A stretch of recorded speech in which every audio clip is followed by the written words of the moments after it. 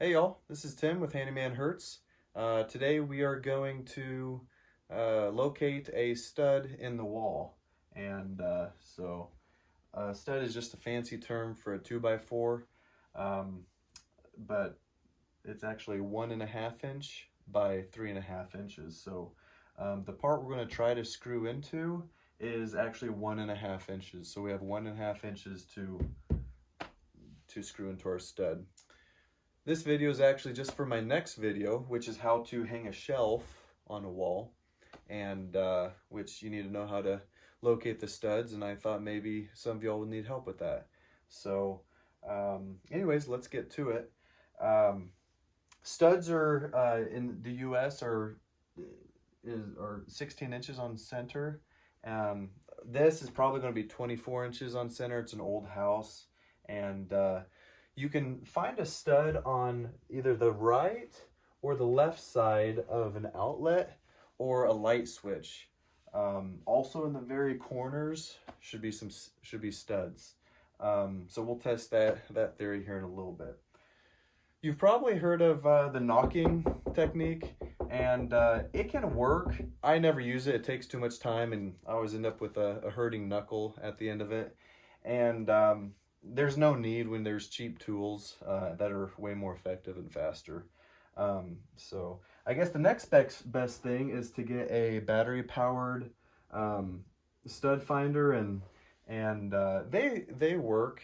I have 3 of them, but I don't even keep one in my truck, because it seems like every time I go to use one, they've got a 9-volt battery, and it always seems to be dead, so I'm scrambling in town for a battery. And another reason I don't really like them is they seem to be a little oversensitive or undersensitive. They're a little finicky, and there's a lot better tool that's actually a lot cheaper, and that's this guy here. I keep it on top of my bag, and I've got 3 or 4 of these around the house, shop and truck. It's a C.H. Hansen magnetic stud finder, and it's about $17 on Amazon, and I'll have a link below. But if you can see, it's got 2 rare earth magnets, and these things are extremely powerful. And here's a 12-inch crescent wrench steel, and one of these has no problem lifting this up. So anyways, how it works is I just lightly run it on a wall, and it'll grab once it finds a stud, or a screw that was used to screw this sheetrock to the stud. So as you can see, it found one, and it kind of latches on, and you can definitely tell there's no mistake, and there's a screw right there.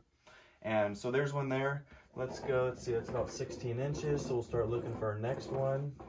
So this must be 24, and oh, there we go, right here. Here's your other one.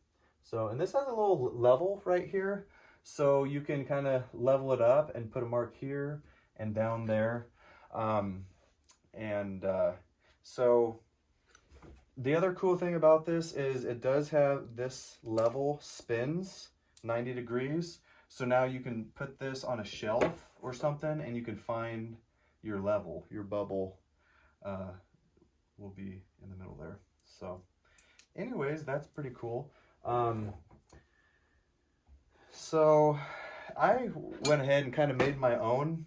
These magnets I love these super strong magnets. They're about $1.60, $1.70 a piece. And just one of them have just a ton of power, and I use them to put my knives on them in the kitchen. I just set my knife up. I even have a 10-inch cast iron pan. I just use one of them, and just holds it to the wall. So anyways, not to divert too much from the subject at hand, but I just made my own. You can make your own if you want. This is just a piece of 1/4 round trim, and so you kind of the same principle. There you go, there's your stud.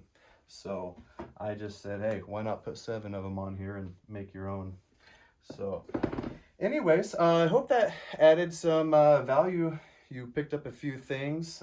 Just a fun fact, Stud is just an ancient term for to prop up, and to support is kind of a fun little random fact.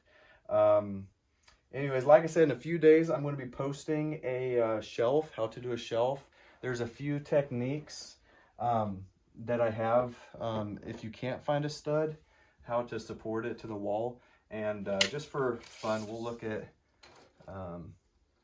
So yeah, this is 24 on center. So that's kind of pretty typical of these old houses, at least in my area. So, anyways, I hope you learned something today. If you did, if you could just take a minute and hit the like button and subscribe, that'd give me a boost to keep making these and keep going. If you have a recommendation on what you want to see, leave in the comments down below, and I'll try to crank one out for you. All right, have a good day.